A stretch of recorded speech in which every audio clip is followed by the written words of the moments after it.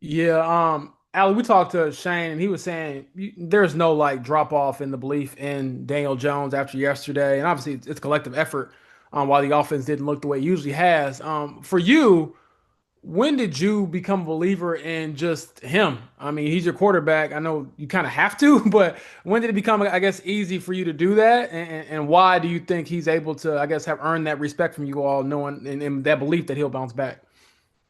Yeah, I think, I believe in him from the beginning, but I think really seeing once it really clicked to game week, and just kind of seeing the preparation he puts into, and then obviously our results going into week one, I came a believer from that point on, and just kind of seeing his process, he sticks with it, and that's how I know, he's going to deal with this is like just same routine, same process he hits every week.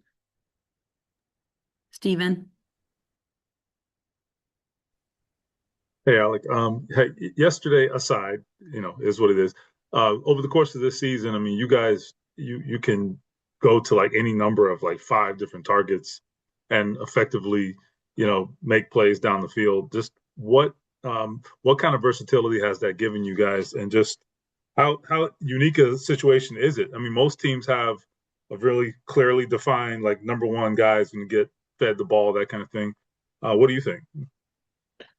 Yeah, I think you said it definitely is unique. I think, obviously on every play you're gonna have five pass catchers available on the play. So I think having five guys that we are really looking to get the ball to, like legitimately, and not just, you know, always putting this one guy in the primary route. I think it probably makes it tougher for the defense to guard, because they really gotta account for all the players on the field.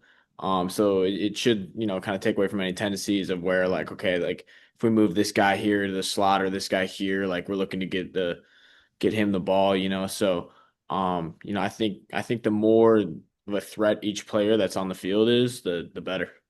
And you specifically, I mean, we've had this conversation a number of times. You wanted to run the whole tree and all that, Mhm. but I mean, you're getting the chance now, and to Yeah. come through and to do what you're doing and the diversity of things that you're doing. How much have you enjoyed that, and just what do you think it says about your game? Yeah, it's been great. I think, that's something I've been working on ever since I got in the league, just working on it every single day, just trying to get better. Um, just details, route running, and continue to build that route tree. And, it's something I'm gonna continue to do as the season goes on. Cool. Thanks. Chap. Alec, it's kind of a cliche that you learn more from losses than wins. Is that true? I mean, do you learn more from a game like that than you do beating Tennessee or the Raiders? How do you look at that?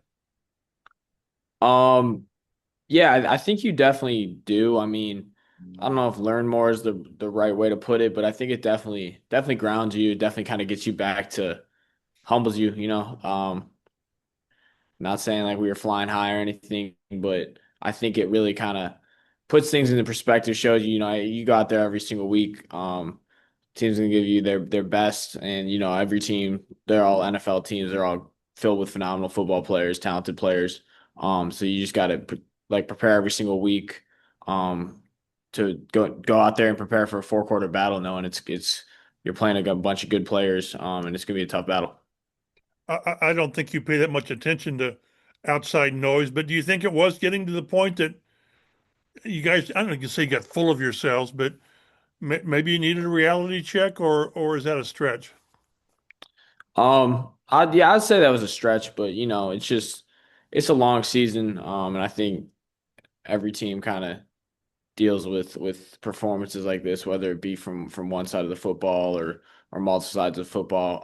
And I think offensively, we definitely had our worst outing, and we reviewed the film today. Like that's what Monday is about. It's like a 24-hour rule, right? Like you go, you review it today, and then after that's done, you learn from the mistakes. And then you move on and put that behind you and prepare for next week, but just making those corrections of what you did wrong.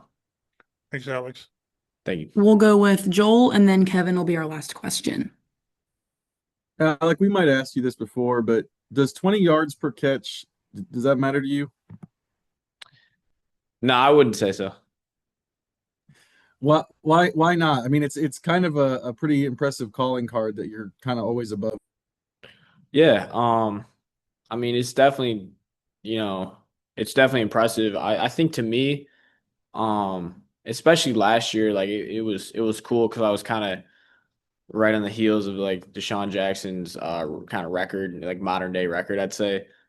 So that was maybe like the last like game or two, something that like we were talking about a little bit, or like me, like Reggie and stuff. But um, I think I have bigger goals in terms of like I'd want to get a lot of catches. I want to do stuff like that, and I don't think it's very feasible if you're going to be a guy that catches the ball and a ton, like to be up there. So like I would be fine with having a lower yards per catch. You get more yards, you get more catches. You know what I mean? Like if you're getting some 10-yard slant routes in there, some shorter stuff that aren't necessarily home runs, but you're making a tough catch, moving the chains.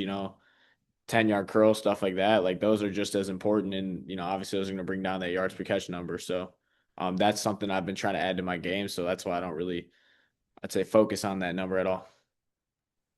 And last question for today, Kevin. Alec, how have you noticed the over the top help? I don't know, grow maybe over the 4 years, and do you feel like you've seen it the most this year? Um, yeah, I feel like I've been seeing a little bit of it this year. I'd take that as a sign of respect. I think it's definitely gonna be harder to get behind defenses. They're gonna be aware of that. They're even aware of that. I think my first 3 years, just knowing that was kind of like my biggest threat as a receiver. But yeah, I've definitely been noticing that, feeling the safety help, stuff like that. But it's something that we're working on. We're getting some things drawn up, stuff like that. So.